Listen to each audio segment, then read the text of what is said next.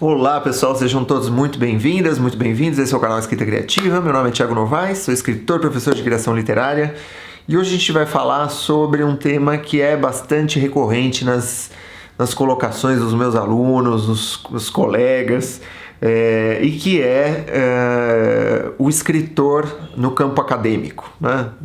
Das duas maneiras, né? Acho que tem duas maneiras da gente enxergar essa questão. Em primeiro lugar, o escritor na academia, né? E a academia na escrita literária. Eu acho que vamos começar pela segunda questão. Uma das perguntas que me fizeram muito recentemente é Thiago, como que eu posso me livrar do tom acadêmico dentro do meu texto literário? Como que eu posso fazer para me prevenir o meu texto da dureza, do hermetismo, muitas vezes da prolixidade que eu vejo no meu texto acadêmico, né?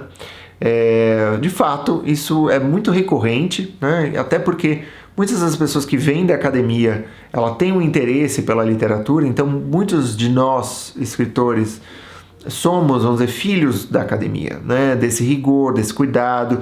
Produzimos textos na academia, muitas vezes somos professores e criamos nossos artigos, né? Como você deve imaginar, o campo literário, e é preciso reconhecer isso cada vez mais, o campo literário é outro universo. Outro universo. Aquilo que vamos dizer, é desejável num texto acadêmico é totalmente indesejável num texto literário. Por exemplo, quando você interrompe uma narrativa para informar coisas, né?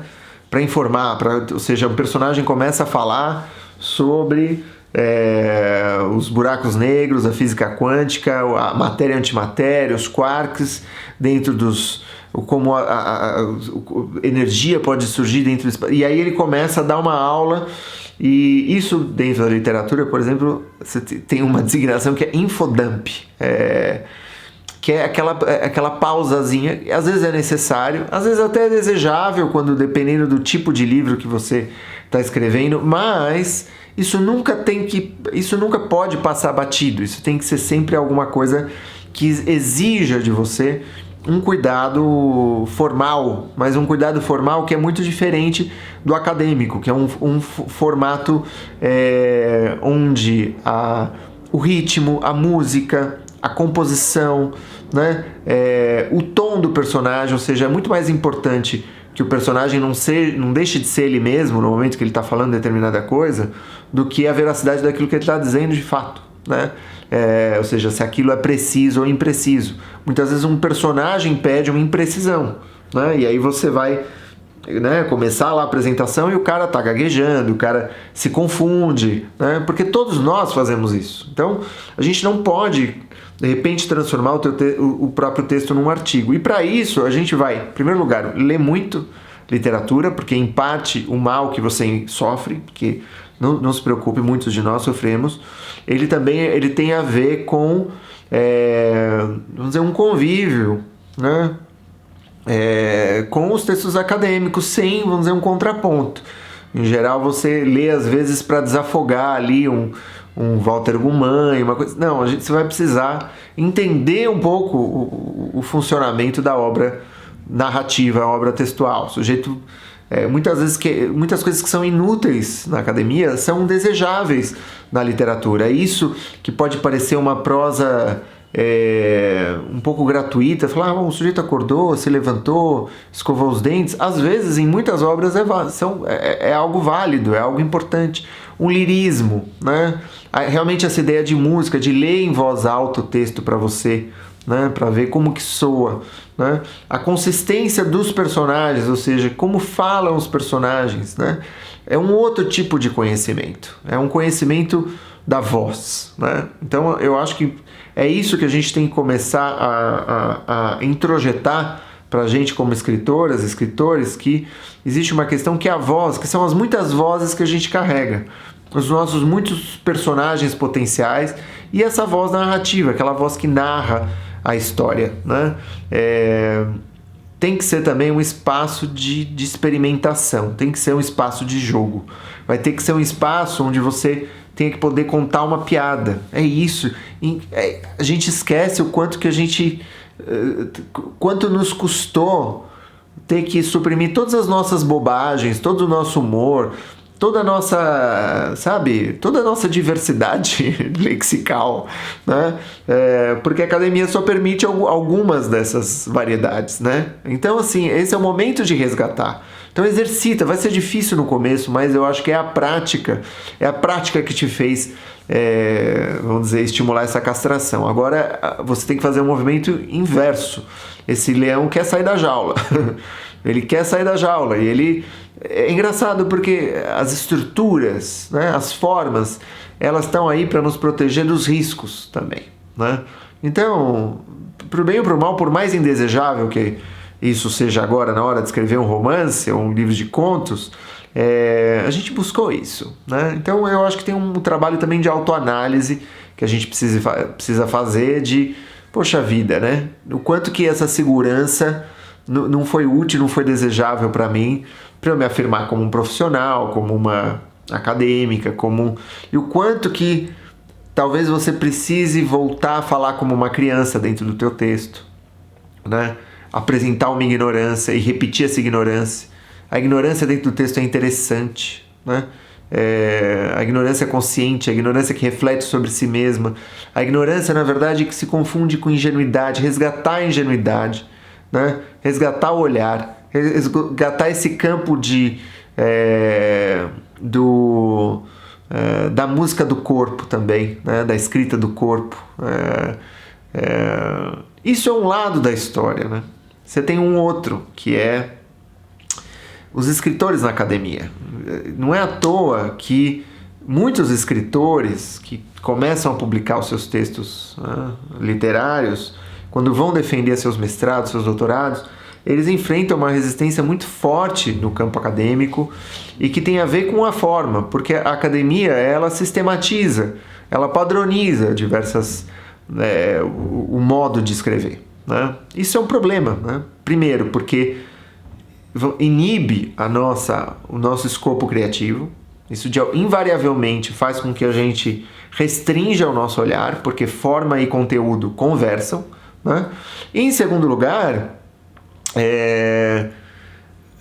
a forma pensa também, né? A forma e conteúdo conversam e a forma pensa. A forma é a nossa maneira de se aproximar. Para muitos de nós, a forma ela tem que nascer daquilo que a gente está estudando. Então, não é que a academia que vai impor para a gente um formato de texto. Não, é aquele campo de estudos que vai dizer que forma que aquilo pode com a qual aquilo pode se expressar, né? Quando você vai escrever, por exemplo, sobre, como no caso do meu doutorado, sobre o processo de criação, né? Puxa, é muito difícil, né? É muito difícil, porque você vai encontrar o formato acadêmico, vai dar conta disso, o formato da dissertação, do doutorado. Eu me vali do ensaio, né? Um ensaio que é não dogmático, antimetódico e subjetivo, né? Muitos dos professores, seus orientadores e orientadoras vão exigir de você algo que seja dogmático, metódico e pretensiosamente objetivo, né?